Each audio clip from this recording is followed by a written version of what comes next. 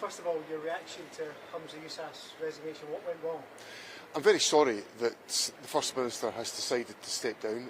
He's been a pioneer as First Minister, the first person of colour to hold the office of First Minister of Scotland, and he's led our country with empathy, with care, and with an emphasis always on bringing people together. So I very much regret the fact that he's felt it necessary today to stand down. Some of your senior colleagues are urging you to stand to try and get the SNP back into a more stable position. Are you going to do it? I'm giving very careful consideration to standing to be the leader of the SNP. I've somewhat overwhelmed by the requests that have been made of me to do that, with many messages from many colleagues across the party. So I'm giving that issue very active consideration, and it's likely I'll have more to say about that in the days to come. That sounds very much like a yes. I'm going to give it consideration. I've got lots of things to think about.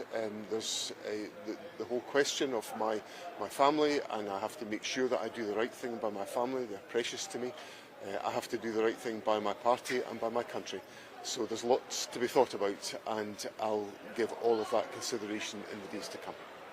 This looks like a catastrophic miscalculation on the part of Humza Yousaf over the Bute House agreement. Should it have ended, and did Humza ask you first?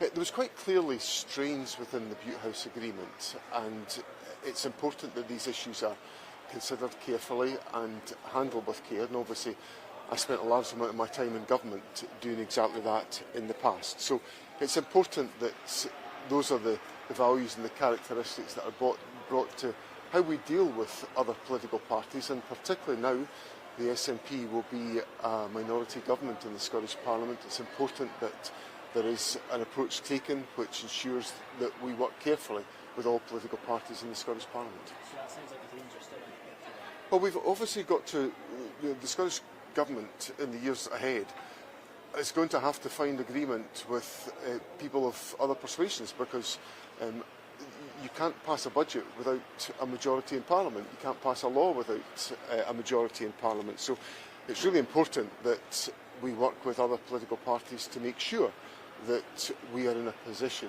to govern effectively and wisely in the interests of everyone within Scotland. And should the SNP just accept its fate and call a snap following the election? Parliaments, like the Scottish Parliament, are elected for a fixed term. It's a 5-year period, and we should see out that 5-year period.